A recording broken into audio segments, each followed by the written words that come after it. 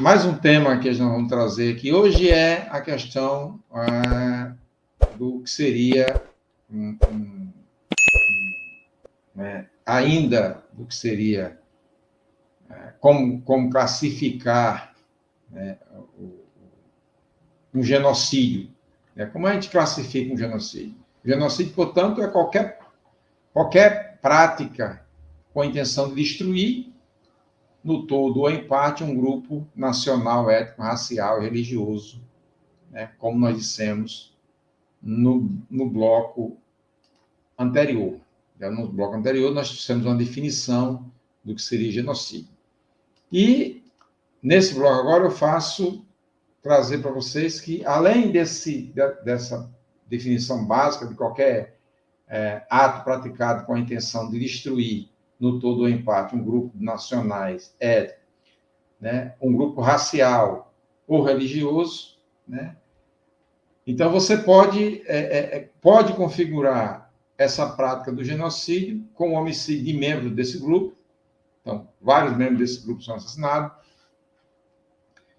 Você pode ter as ofensas graves à integridade física ou mental de membros desse grupo, como as prisões, aquelas prisões desumanas, em sala escura, em sala fria, ou em salas brancas, né, sem nenhuma contraposição de cor, né? Então, são formas de você fazer as prisões, né, ou fazer graves ameaças à integridade física ou mental.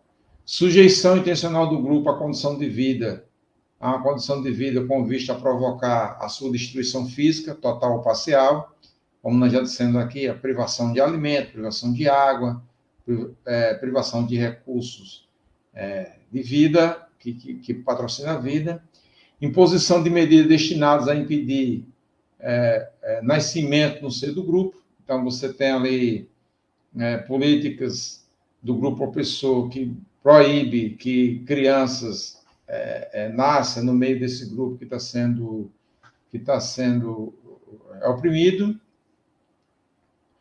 A transferência à força de criança para outros grupos. Então, você pega a criança de um determinado grupo étnico, uma determinada população, e você pega essas crianças, faz o rapto dela, leva para uma outra localidade e deixa sobre outro grupo. Então, isso também é considerado, né, está entre a classificação do genocídio, porque você termina com o tempo acabando com a identidade desse grupo, porque as crianças, né, que recebem o ensinamento dos mais velhos terminam perdendo essa identidade, né? E, por fim, eu tenho uma lista aqui já de grandes genocídios, né, ocorridos ao longo da nossa história, né?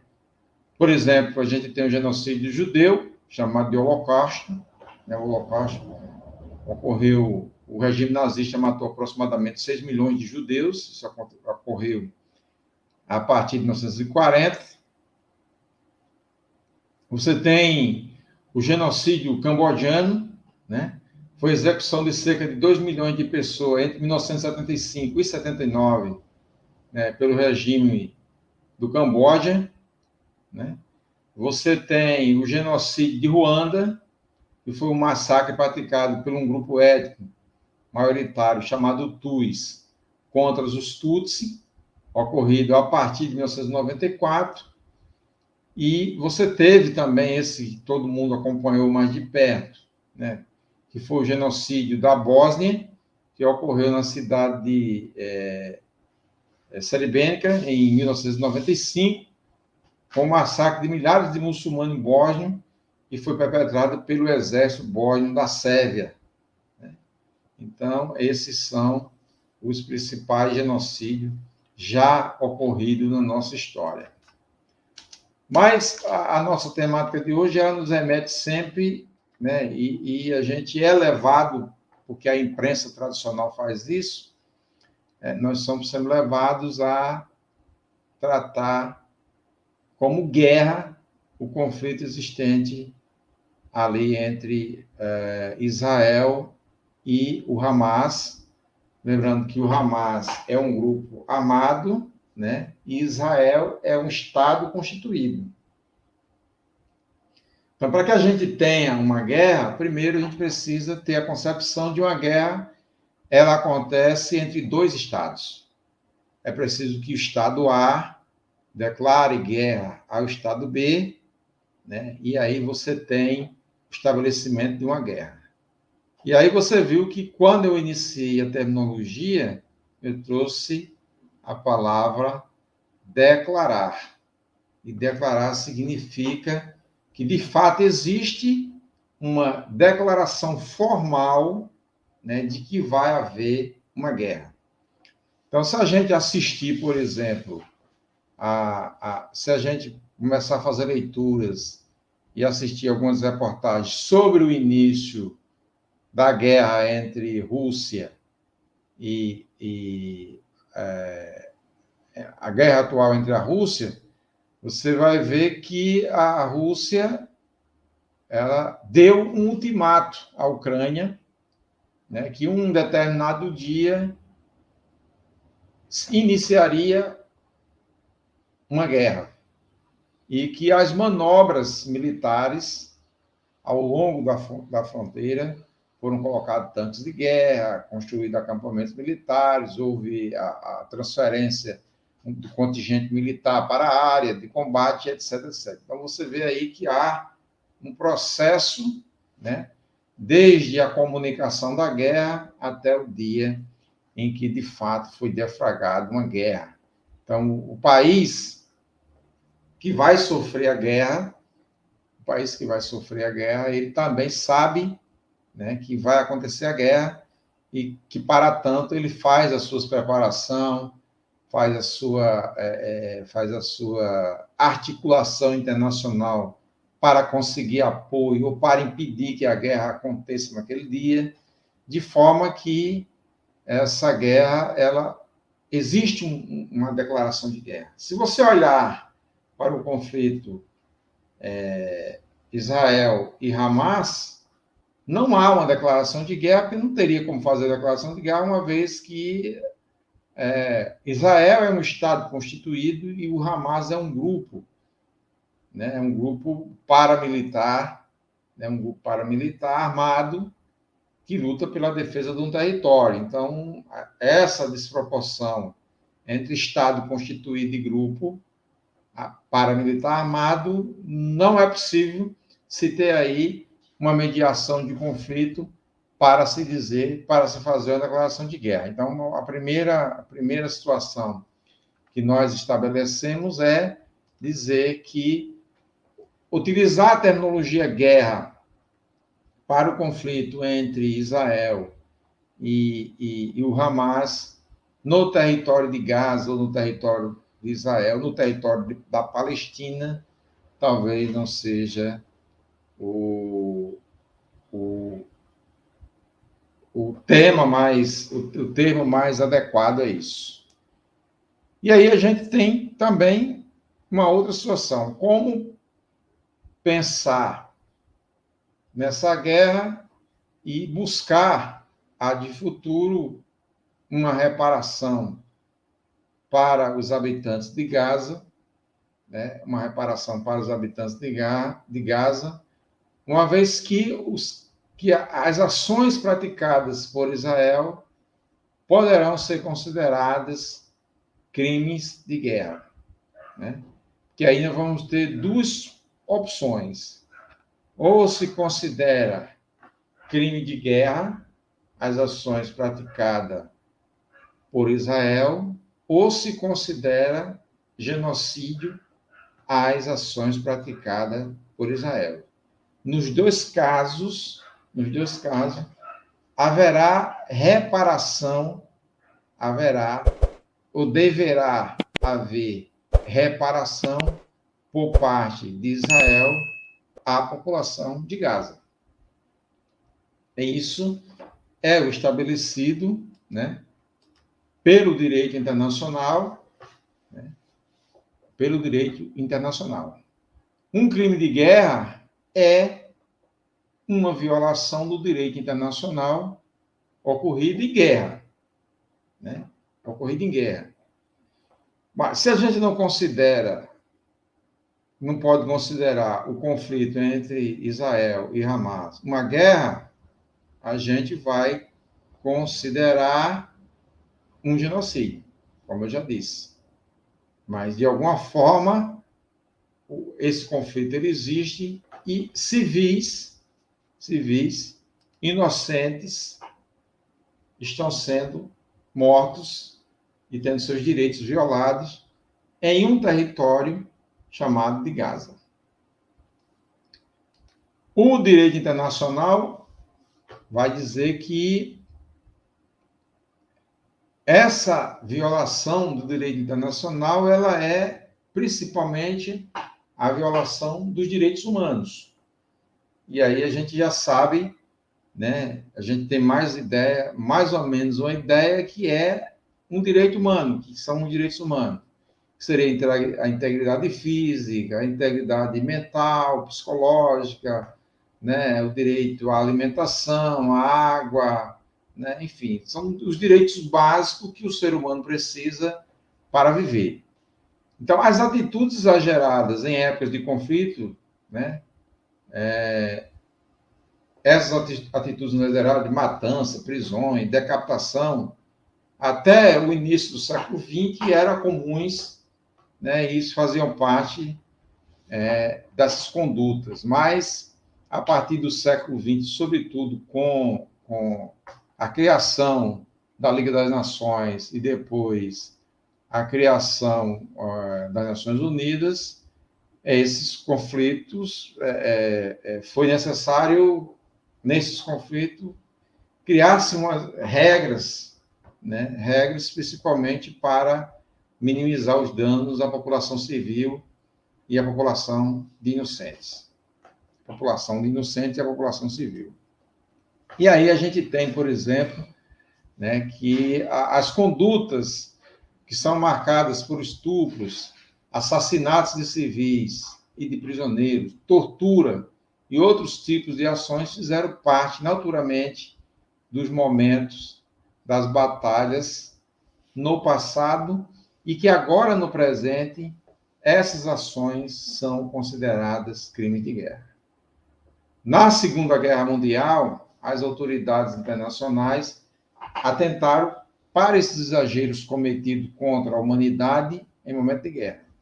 E aí surgiu a conceituação dos chamados crimes de guerra, definido por acordos internacionais, entre esses acordos, principalmente a Convenção de Genebra, né, que, em termos de guerra, é uma das convenções mais importantes, e, de forma mais particular, no Estatuto de Roma, né, Estatuto de Roma, que ali no seu artigo 8º ele vai gerir as competências da Corte Penal Internacional, né, a chamada CPI, né, de julgar os criminosos e aplicar as condenações dos chamados crimes de guerra. De maneira geral, um ato definido como crime de guerra, a partir do momento que uma das partes em conflito ataca voluntariamente objetivos, tanto humanos como materiais, não militares. E aí a gente chama mais atenção, esse conceito de atacar objetivos humanos, né, seja ou materiais, que não tenha característica militar, ou seja, civis, hospitais, missões, carro da Cruz Vermelha, carro dos Médicos Sem Fronteiras, né? Então, quando uma das partes em conflito ataca um desses entes, ele começa a cair dentro do conceito do cometimento do crime de guerra. E é aquilo que a gente volta ao início da nossa conversa. Há, de fato, crime de guerra praticado por Israel contra a população de Gaza, ou há um crime de genocídio, né? Aí são as indagações que nós deixamos para as respostas, para buscarmos as respostas, né? E não existem respostas prontas a isso. E nem sequer sabemos se isso será objeto de uma análise pela Corte Internacional, pelo Tribunal Penal Internacional. O desrespeito dos tratados internacionais, como a Convenção de Genebra, é igualmente considerado como crime de guerra. Então, se nessas incursões se ataca essas instituições, seja humanas, né, as pessoas, os civis, ou as instituições não militares, há um desrespeito à Convenção de Genebra, logo, esse desrespeito é considerado o crime de guerra. A Convenção de Genebra, que foi criada em 49, ela institui uma lista de crimes de guerra, que são atos cometidos durante os conflitos militares que são condenáveis e proibidos. Alguns dos atos considerados como crime de guerra são, por exemplo, utilizar gás, né, ou veneno, ou gás venenoso, como a gente viu em momentos anteriores, a utilização do sarin, né, a chamada guerra química, que ocorreu muito no Oriente Médio em tempos passados, né, e dizima a população inteira, você não tem um alvo determinado, porque a arma química ataca todo mundo e, enfim, provoca dor e sofrimento terríveis. Lançar ataques propositalmente contra civis. Então, você tem ataques a prédios públicos, escolas, hospitais, né, áreas residenciais. Então, isso também é considerado crime de guerra. Você tem privar prisioneiro de guerra de um julgamento justo. Então, você pega o prisioneiro de guerra, leva esse prisioneiro e não dá a ele a ampla defesa e o contraditório, ele é executado sem que haja um julgamento, né, ou fica preso sem que haja um julgamento. Você tem torturar prisioneiro, é uma outra situação, você pega o prisioneiro e vai torturá-lo para ele entregar locais de possível esconderijo, coisa desse tipo. Fazer reféns entre a população civil também é considerado crime de guerra. Então, você tem todas essas situações trazidas aí. A Convenção de Genebra ela traz no seu artigo 3º, né, que para esses fins ficam proibidos, em qualquer momento e lugar, com respeito às pessoas mencionadas, como já disse, os Estados-membros, os Estados, né, em conflito, os atentados à vida, à integridade corporal, e notadamente homicídio sob qualquer de suas formas, as mutilações, os tratamentos cruéis, as torturas e os suplícios. E aí, só para fazer um adendo aqui, suplícios são sofrimentos aplicados aos humanos de formas demoradas, né? Então, isso também é considerado crime de guerra. As detenções de reféns, os atentados à dignidade da pessoa, especialmente os tratamentos humilhantes e degradáveis, né? As condenações pronunciadas e as execuções efetuadas sem julgamento prévio proferido por um tribunal regularmente constituído, que conceda garantias judiciárias reconhecidas como indispensável pelos povos civilizados. Os feridos e enfermos devem ser recolhidos e tratados. Você não tem como deixar esses feridos e enfermos largados à própria sorte. E, por fim, você tem a liberação dos organismos humanitários, dos comitês como a Cruz Vermelha, Médicos Sem Fronteiras e outros, né, sobretudo aqueles coordenados pela ONU, de participar desses eventos, tendo garantia de vida de seus membros, né, e a gente viu que recentemente, em ataques feitos pelo Israel, membros da Organização Unida foram mortos, né, a gente tem aí esses membros para ajudar a população civil a enfrentar esse momento de crise. Então, isso seria basicamente o que a gente apresentaria a partir da Convenção de Genebra, né, como aquilo que seria constituído crime de guerra. Né? Então, deixo essas ilações para que você que está nos acompanhando possa tirar as suas conclusões e fazer seus comentários.